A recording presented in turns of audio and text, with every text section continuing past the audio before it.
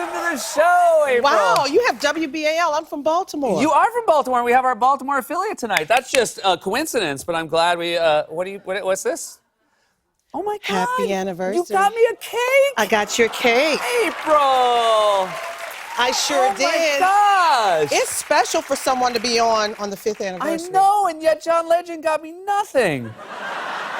I like John Legend. Leave him alone. Leave him alone. He may be doing battle for me, you know. All right, that's true. Yeah. All right, I'm going to blow it out. Make a All right, wish. okay.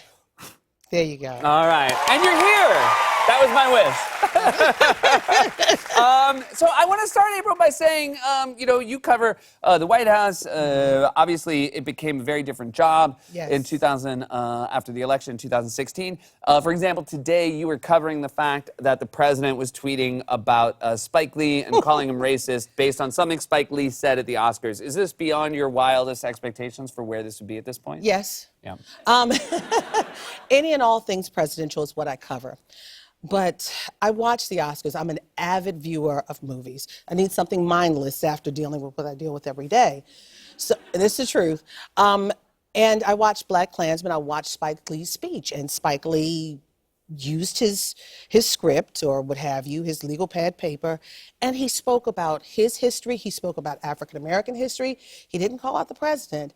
And I'm trying to find where the president felt it was racist. Mm-hmm. And anything the president tweets, does, says, or is involved in, that's what we cover. And unfortunately, today, I'm dealing with issues of Spike Lee and the president.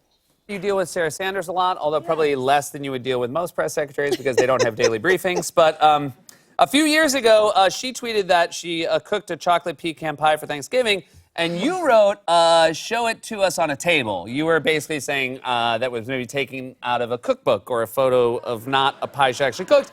But then there was this, and I will say, I see the world in a very different way than Sarah Sanders, but I will say when I saw this photo, I liked it because I thought, well, this is humanity. And at the end of the day, I do want to see us all getting along. Yes. So this was a nice moment, yet is it safe to say that your relationship with her has decayed since this Thanksgiving moment a couple years ago? It's decayed like that pie, yes. Yeah.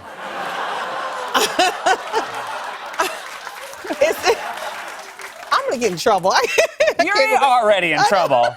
That is true. Yeah. No, but it's strained. Mm-hmm. I believe in trying to work with an administration. There's a thing called friendly adversarial relationship that Mike McCurry, the first press secretary I ever worked with, said. He was the press secretary during the Clinton years. And at issue is this press secretary who makes personal attacks in that briefing room. When you ask her a legitimate question that she doesn't want to answer or she feels like she's backed in a corner.